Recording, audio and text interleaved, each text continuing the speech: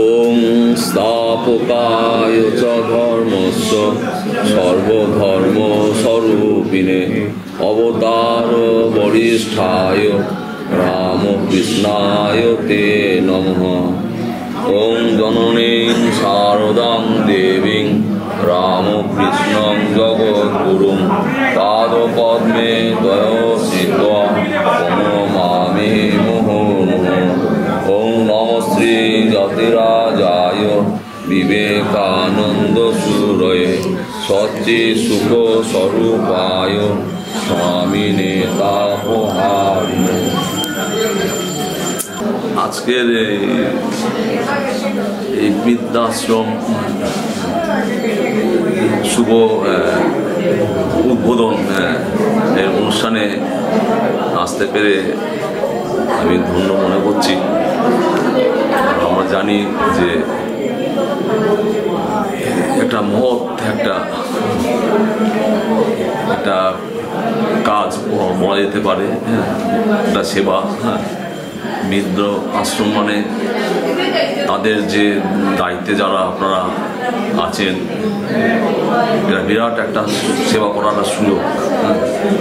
আমাদের একটা মূল সুর রাখতে হবে যে আমাদের প্রতিটা কাজের উদ্দেশ্যটা কি। ওই সুরটা যদি আমরা ঠিক রাখি তাহলে সব দিক থেকে সবাই লাভবান হবে।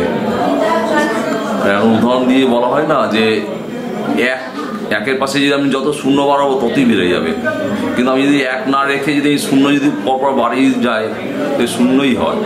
সুতরাং এক হচ্ছে আমাদের মূল সুর হচ্ছে এক, এটা হচ্ছে আমরা উদ্দেশ্যটা কি, সেবা। তা বলছেন যে আমাদের জীবনের উদ্দেশ্য ঠাকুর বলছেন যে সেই জ্ঞান লাভ, ভগবান লাভ, আত্মজ্ঞান লাভ।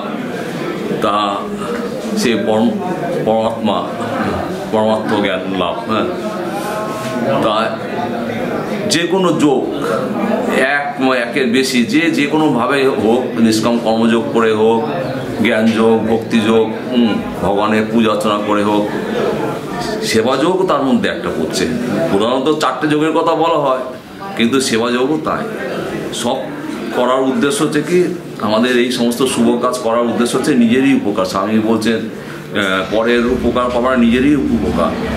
তা ওটা আলটিমেটলি কী হয়, সেটা আমাদের চিত্তশুদ্ধি হয়। আমরা যত শুভ কাজ করবো ততই আমাদের মনের মালিনতা দূর হয়ে গিয়ে আমাদের চিত্তশুদ্ধি, এই চিত্তশুদ্ধির মাধ্যমে আমাদের সেই আসল যে আত্মজ্ঞান, আসল জ্ঞান, সেটাই আমরা লাভ। তা এটা একটা মহতই একটা সেবা ব্রত আপনারা শুরু করলেন। তা আপনারা ভাগ্যবান, আপনার মধ্যে সেই একটা প্রেরণা ভগবান দিয়েছেন, স্বামীজি দিয়েছেন। তা তিনি ধন্য যারা তিনি যন্ত্রী আর যন্ত্র স্বরূপ হিসাবে এই শুভ কাজে আপনারা যে একটা গতি হয়েছেন সেবা কাজে, আপনাদের মধ্যে যে সেই প্রেরণাটা জুগিয়েছেন, তা আপনারা ভাবতে গেলে পরে সেটাই ধন্য। ঠাকুর বলছেন না উদাহরণ হিসাবে যে তুমি সোজা করে খাও আর ঘুরিয়ে খাও, কিংবা একটা অমৃত একটা সাগর কেউ ঠেলে খেলে দিলেও আপনার স্নান হবে, আর নিজের থেকে স্বেচ্ছায় আপনার ডুব দিলেও স্নান হবে। তা আপনারা আপনি বুঝুন আর না বুঝুন, জানতে অজান্তে, তা আপনার যে একটা সেবাযজ্ঞে আপনারা ব্রতী হয়েছেন, তা আলটিমেটলি আপনাদেরই মঙ্গল হবে। সুরটা ওইটা রাখতে হবে যে সেবাটা করা মানে উদ্দেশ্যটা হচ্ছে যে মানে আমাদের নিজেদেরই মানে তাদের মঙ্গল করা, মানে তাদের উপকার, মানে আমার নিজেরই মঙ্গল। তাই যে যতভাবে নিঃস্বার্থভাবে যতভাবে যেভাবে আপনারা করতে পারবেন, তা সেটা আমাদেরই নিজেরই মঙ্গল। এই হচ্ছে মূল কথা, মূল সুর।